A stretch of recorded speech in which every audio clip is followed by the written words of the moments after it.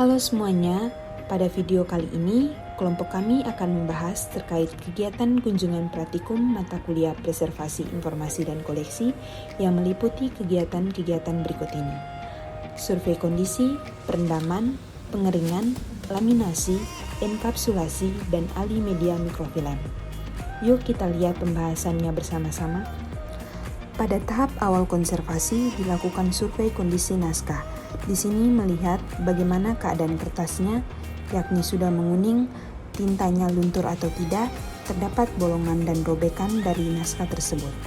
Hal inilah yang membuat naskah tersebut dilakukan konservasi. Proses perendaman pada naskah. Proses ini memerlukan 3 larutan. Yang pertama, air. Air digunakan untuk menghilangkan debu. Direndam cukup 5-10 menit. Lalu larutan kalsium fitat untuk menghentikan atau menahan pengkaratan dengan perendaman selama 20 menit. Lalu kalsium bikarbonat digunakan untuk menghilangkan kadar asam dari naskah kuno dengan lama perendaman selama 20 menit. Proses selanjutnya adalah pengeringan. Setelah direndam, naskah dikeringkan di rak pengering dengan suhu ruang. Naskah tidak boleh dijemur di luar dan terkena sinar matahari, karena dapat membuat naskah menjadi rapuh. Waktu pengeringan selama 1-2 hari tergantung ketebalan naskah. Naskah tidak boleh sepenuhnya kering, harus lembab karena akan lanjut ke proses laminasi.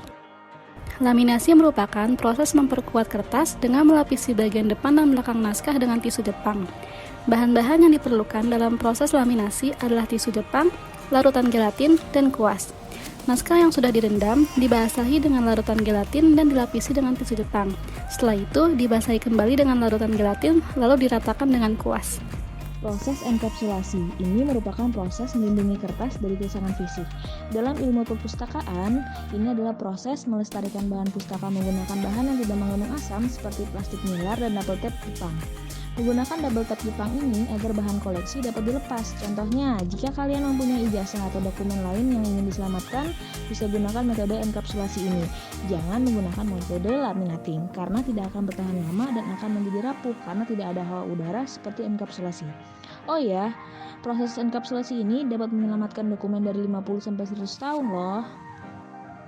Terakhir dari perjalanan kunjungan kita yaitu proses ahli media ke bentuk mikrofilm.